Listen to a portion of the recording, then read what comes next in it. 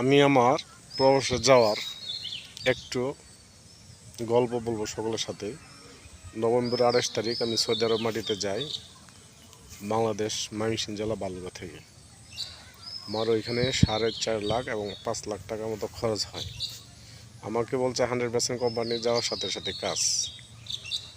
রিয়াদে নামলাম, এয়ারপোর্ট 20 নম্বর খুঁটি 2 নম্বর টার্মিনাল গেটের সামনে, ওইখানে দাঁড়িয়েছিলাম 2 ঘন্টার উপরে।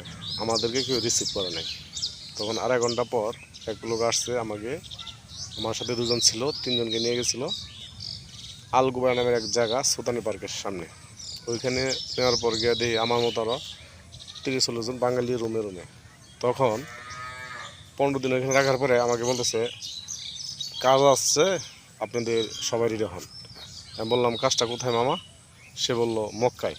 তখন আমি বললাম আমি তো হিন্দু মানুষ, আমি মক্কায় গিয়ে কী করবো?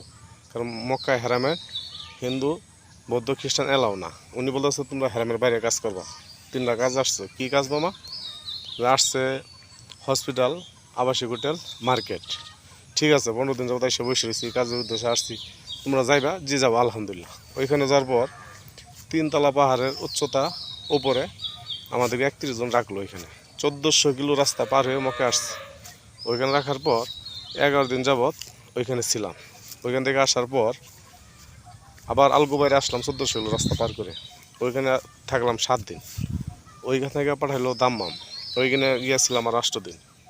দাম্মাম থেকে আবার আলগুবাইরা, ওইখান থেকে আবার পাঠালো জেদ্দায়, ছিলাম 10 দিন। জেদ্দা থেকে আবার নিয়ে আসছে আলগুবাইরা। আবার এখানে থাকার পর আলগুবাই থেকে পাঠাইছে আলখারিজ, ওইখানে ছিলাম 8 দিন। আলখারিজ থেকে নিয়ে আসছে আলগুবাইরা, আবার ওইখান থেকে নিয়ে পাঠাইছে সোলাই 18। ওইখান থেকে 8 দিন রাখার পর নিয়ে আসছে আলগুবাইরা।